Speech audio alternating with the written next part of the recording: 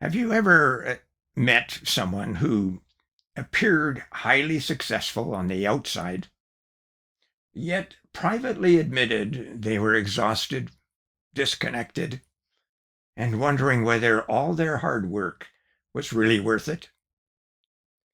It's a familiar story in today's workplace, and one that invites us to rethink what sustainable success truly means. Welcome to Coaching Talks, folks. This is where we explore practical leadership principles that help individuals, teams, and organizations perform at their very best. At its core, leadership reflects the integration of how we think, act, and live across business, work, and life. And in the workplace, performance leadership is about aligning people, purpose, and processes to consistently achieve meaningful results. It emanates from within and manifests itself outward. Hello, folks. I'm Richard Fontanie, and if you are new to this podcast, welcome. And if you are returning, a heartfelt welcome back. If you have not already subscribed, I would invite you to subscribe so you never miss an episode. And thank you for doing so. Now, although this podcast focuses on the traditional workplace, remember, we are all called to lead in some way, whether or not we have a formal leadership position. Today, we'll explore performance leadership that prevents burnout. This week's focus is on work-life integration. It really means intentionally connecting your professional responsibilities with your personal values so that work supports life and life strengthens your work. For decades, organizations have encouraged employees to pursue work-life balance. It is a well-intentioned concept that suggests work and personal life could be kept in perfect equilibrium. Yet, most experienced leaders know that that's so rarely the process. Projects have deadlines, customers have expectations, families experience unexpected needs, health changes, opportunities appear without warning. Life refuses to fit neatly into two equal halves. So instead of asking, how do I balance everything, perhaps we should ask a more productive question. How do I integrate my responsibilities in ways that create sustainable success? That shifts everything.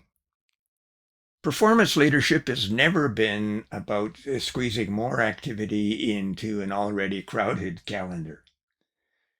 It's about delivering meaningful results while maintaining the capacity to lead effectively over the long term. High-performing organizations increasingly recognize that burnout is not a performance strategy. Long hours may be necessary at times, but chronic exhaustion ultimately undermines creativity, decision-making, teamwork, and innovation. Sustainable performance requires sustainable people. And that begins with leadership. Whether you supervise hundreds of employees or simply influence those around you, others notice not only what you accomplished, but also how you accomplish it. Now, if you constantly appear overwhelmed, your team may assume that stress is the expected leadership style. If you consistently demonstrate calm preparation, thoughtful decision-making, and respect for healthy boundaries, you give others permission to lead in the same way. Leadership is always teaching, and sometimes intentionally and sometimes unintentionally. Now, I built a relationship with a CEO whose team consistently exceeded performance expectations. Their productivity was outstanding. Employee turnover remained remarkably low. Customer satisfaction scores improved every year. And naturally, many people assumed that the CEO possessed extraordinary leadership techniques. So when I asked about his approach, his answer surprised me. He said, "I don't manage time first. I manage priorities." And he explained that every Monday morning, he identified 3 questions. What matters most this week? Who needs my support? And what can wait? Now, those 3 questions shaped every decision he made. Notice what he didn't ask. He didn't ask how many meetings he could schedule, how many hours he could work, or how quickly he could answer every email. He focused first on what created the greatest value, and that simple habit transformed the culture of his firm, as clearly replaced many constant urgencies. Stress decreased because expectations became realistic, and performance improved because effort became focused. Now, this illustrates one of the foundational truths of performance leadership. Productivity increases when priorities become clear. Now, it's tempting to believe that successful leaders simply work harder than everyone else. In reality, many successful leaders have learned something far more important. They know when to work intensively and when to work intentionally. They understand that sustainable excellence is built on rhythms rather than relentless pressure. Athletes understand this principle. So do musicians. Farmers understand this principle. And nature itself demonstrates this principle through changing seasons. And leadership is no different. Organizations that ignore healthy rhythms often face predictable consequences. Declining morale, increased absenteeism, lower engagement, reduced innovation, and eventually the loss of talented people. On the other hand, organizations that intentionally integrate performance with well-being often discover something remarkable. People become more engaged because they feel respected. Teams become more resilient because they support one another. Innovation increases because people have the mental space to think creatively rather than merely reacting continuously. Work-life integration is therefore not merely a personal wellness issue, it is a strategic leadership issue. The most effective leaders recognize that sustainable organizational performance begins with sustainable leadership practices. And that brings us to 5 practical strategies that every leader can apply immediately, regardless of their position, profession, or organization. And these strategies form the heart of today's coaching talk, and together provide a practical framework for aligning career and life in healthy, sustainable ways. So, strategy 1 talks about leading with purpose before process. Every successful organization has systems, policies, and procedures, and these are important because they provide consistency and accountability. However, outstanding leaders understand that purpose must always come before process. When people understand why their work matters, they become more engaged, resilient, and innovative. They stop seeing tasks as isolated activities and start seeing how their contributions advance the organization's mission. As a leader, ask yourself regularly, have I clearly connected today's work to our larger purpose?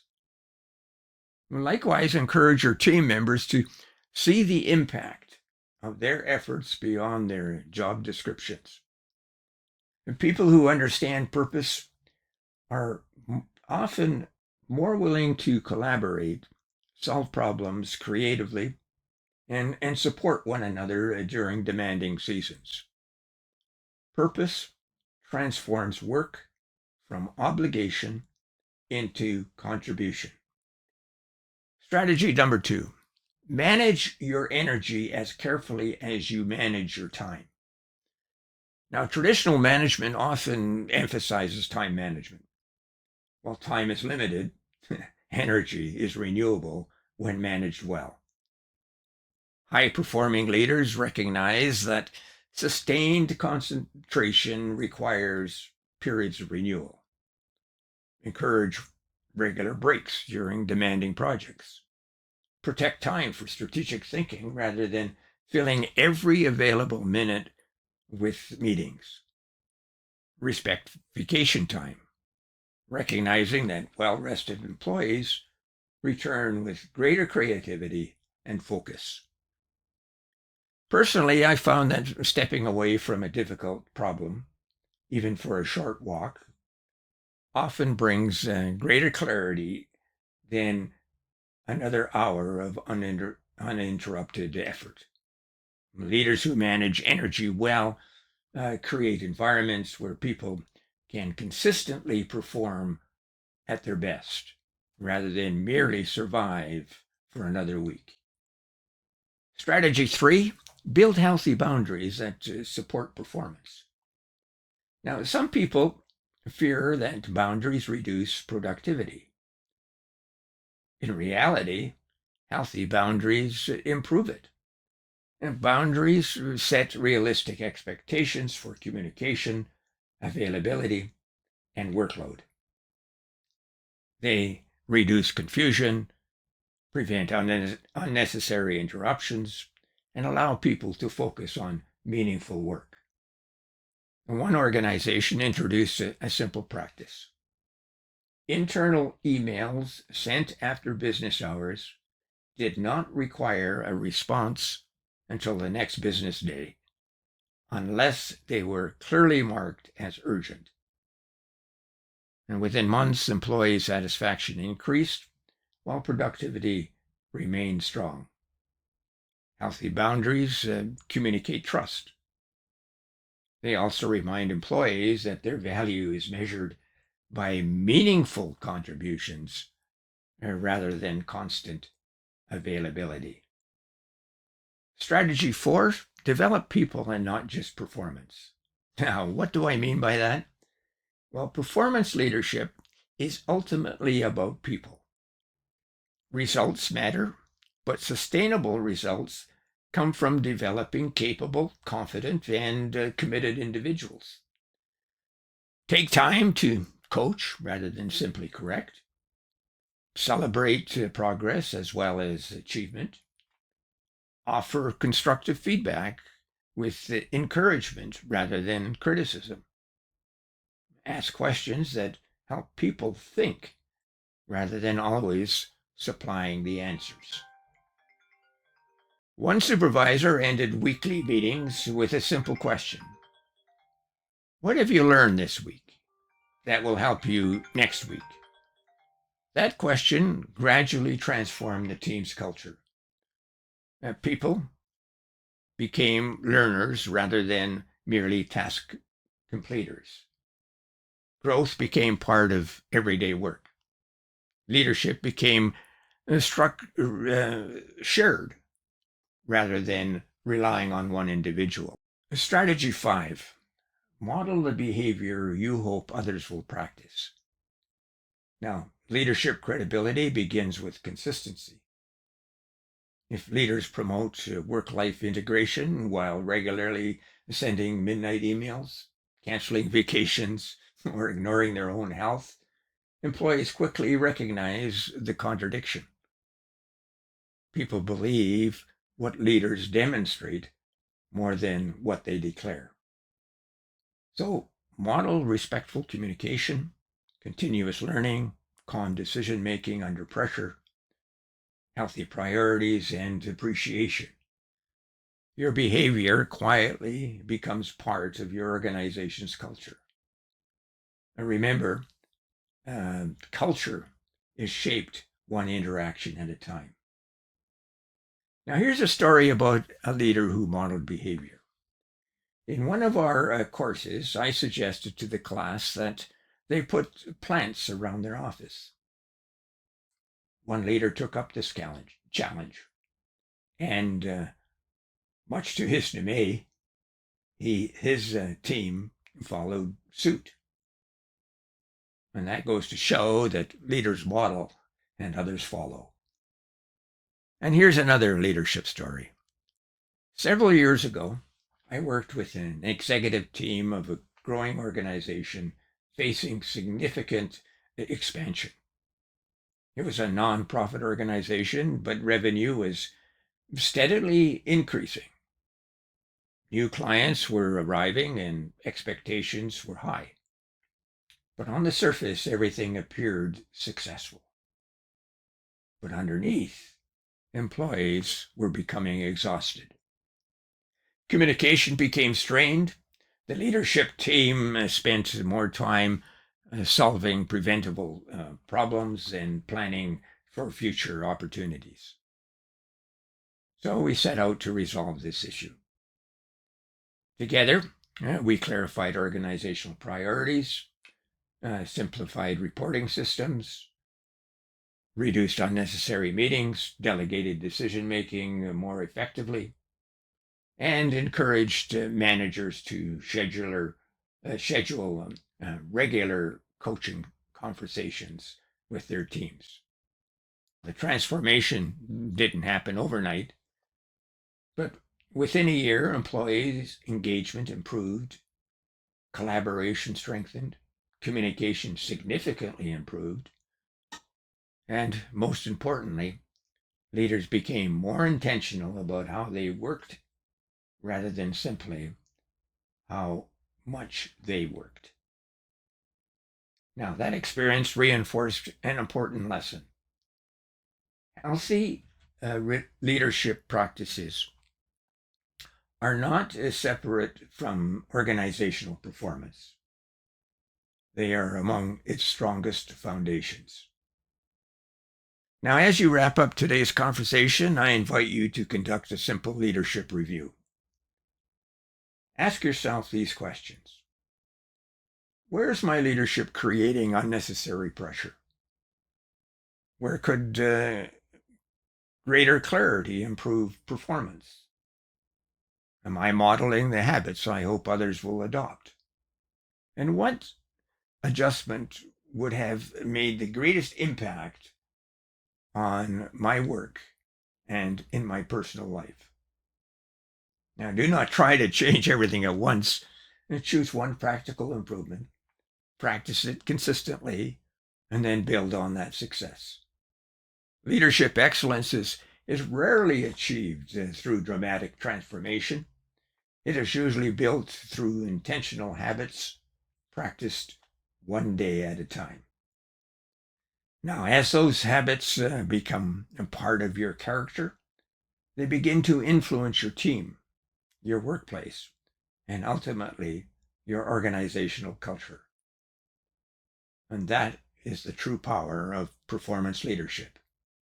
It begins with a leader who extends outward to everyone and to everyone that the leader influences.